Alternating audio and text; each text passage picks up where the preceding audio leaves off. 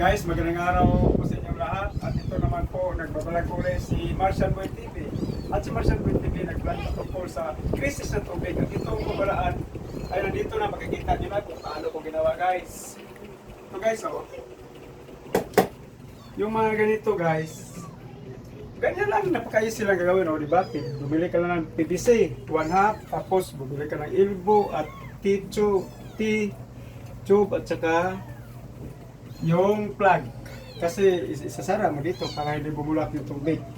Tsaka madali lang ito guys dahil bumili lang ako sa Shopee ng ganito.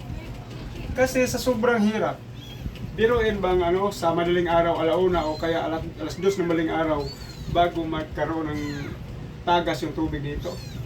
Ang hirap ng tubig dito sa amin sa Cebu. Kaya nga ganito ang ginawa ko, mas maigi naman may pag-orderan sa Shopee. O, ito ang float valve shut off.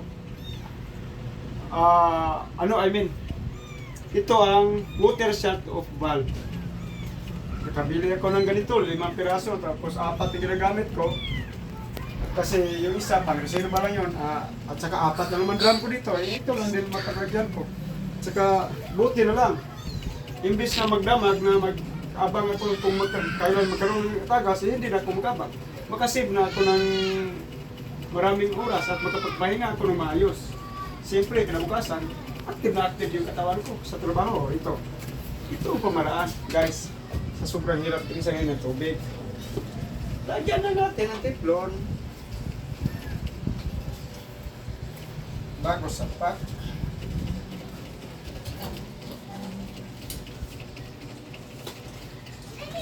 Para makapag-ipon tayo ng energy. Siyempre, pag nagdamag ka, wala ka talaga energy sa katawan mo. Dapat ganito ang gagawin natin para makapag-ipon tayo ng energy sa ating katawan. Upang hindi humihina yung ating kalusugan. Diba guys? Easy lang. Hindi ka na mahihirapan sa kaabang kung kaya magkaroon ng tagas. Matutulog ka lang ng matutulog. Pag darating ang tubig, pag dadating sa iyo, nakaabang na ang shut off valve kaagad. Hindi ka na mahihirapan. Kapag tulog ka na mahimbing, wala ka nang aalahanin sa tubig. Kahit anong oras siya magkaroon ng tagas, mayroon namang shut off valve. Diba? Easy lang ito.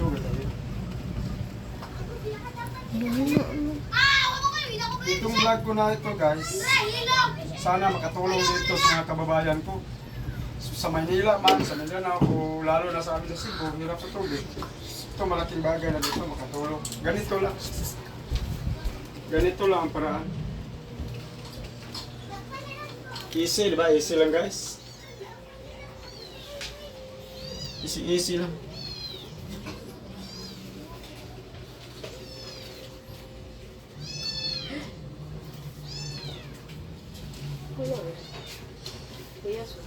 Okay?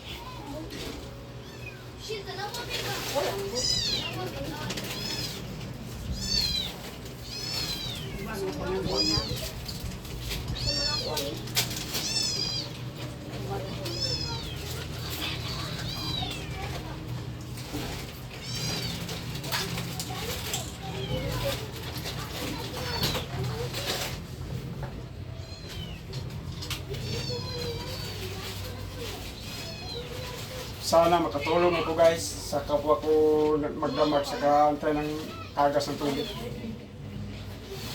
Ganito lang gagawin natin guys para makapag-ipon tayo ng energy sa katawan. Di tayo maghirap sa sobrang magdamag sa kaantay bago tayo nakapag-ipon ng tubig. At dito naman sa loob guys.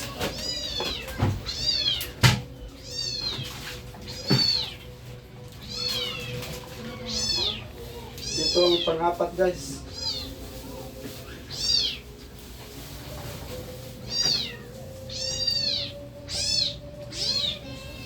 Saktong-sakto talaga. Yung isang teflon ko. Tama lang talaga.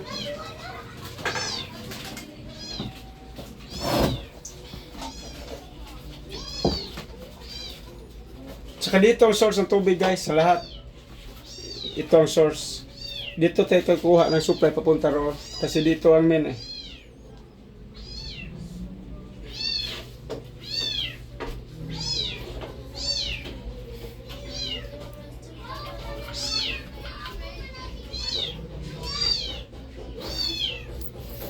At saka yung hose guys, dito lang, nandito.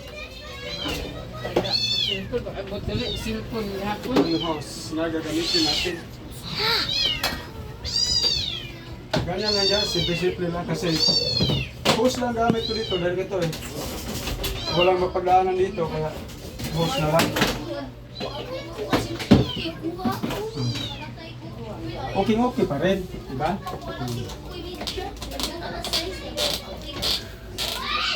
Easy lang. Easy lang talaga. Yan.